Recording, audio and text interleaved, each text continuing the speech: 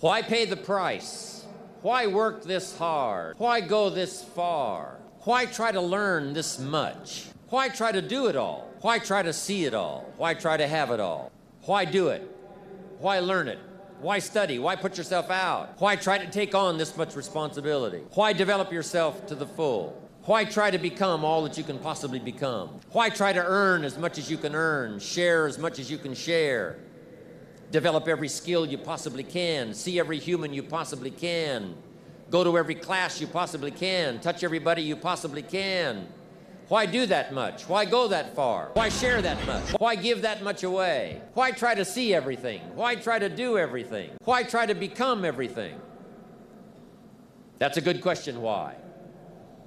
And you're the only one personally that can answer that. We choose to go to the moon in this decade and do the other things, not because they are easy, but because they are hard.